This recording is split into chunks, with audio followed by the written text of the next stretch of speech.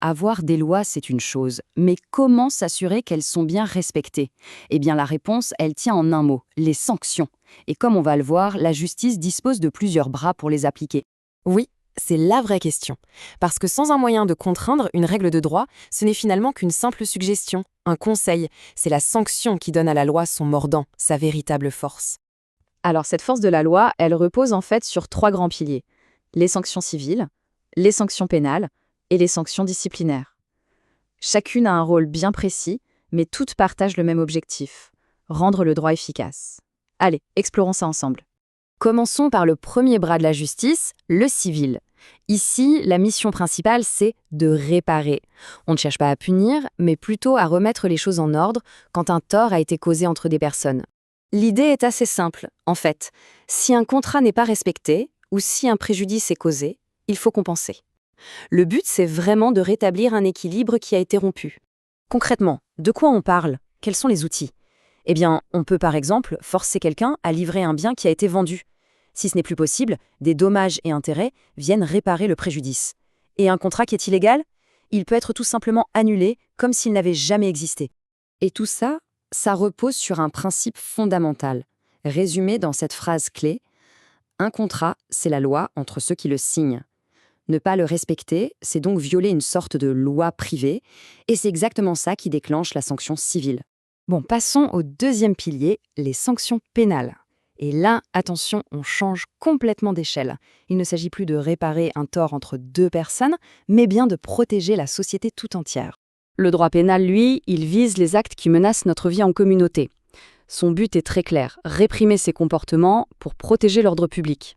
On observe ici une logique de gradation qui est très claire. Plus l'infraction est grave, plus la peine est lourde. Ça va de la simple amende pour une contravention, comme l'ivresse sur la voie publique, jusqu'à la réclusion pour un crime. Mais ce n'est pas tout. Le système peut aller encore plus loin, avec ce qu'on appelle des peines complémentaires, comme par exemple une interdiction d'exercer une profession pour s'assurer que l'infraction ne se répète pas. Allez, on arrive au troisième et dernier pilier, qui est un peu plus spécifique, les sanctions disciplinaires. Celles-ci, elles ne concernent pas tout le monde, mais seulement les membres d'un groupe ou d'une institution, comme une entreprise ou une administration.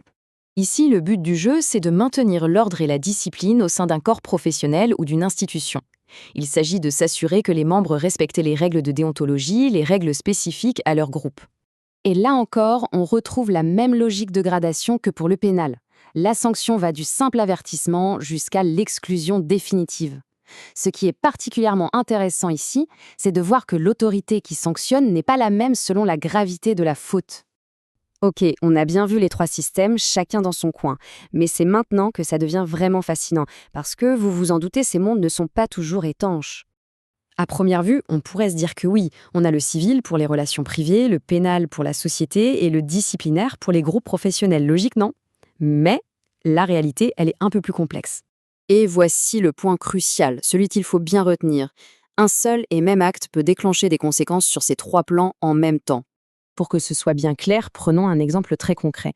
Imaginons un fonctionnaire qui détourne du matériel de son administration. Cet acte unique va déclencher une véritable réaction en chaîne juridique. Alors décortiquons un peu ce qui se passe. D'abord, la société, via la justice pénale, le punit pour le délit de vol. Ensuite, la victime, c'est-à-dire son administration, demande une réparation civile pour le préjudice subi. Et enfin, cette même administration le sanctionne sur le plan disciplinaire pour avoir failli à ses devoirs, ce qui peut aller jusqu'à sa révocation.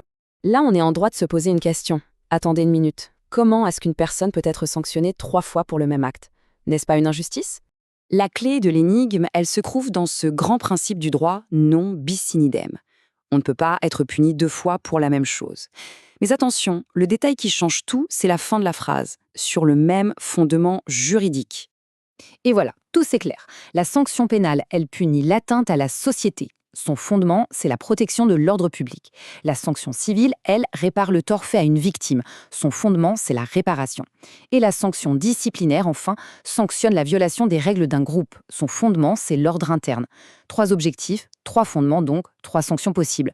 Ce n'est pas une triple punition, mais une réponse complète et à 360 degrés de la justice. Cette mécanique complexe montre bien à quel point la justice cherche à apporter une réponse globale et adaptée à chaque situation. Mais elle pose aussi une question essentielle. Comment s'assurer que cette machine, avec tous ses rouages, serve toujours au mieux la justice et l'équité? C'est peut-être là le défi permanent de tout système de droit.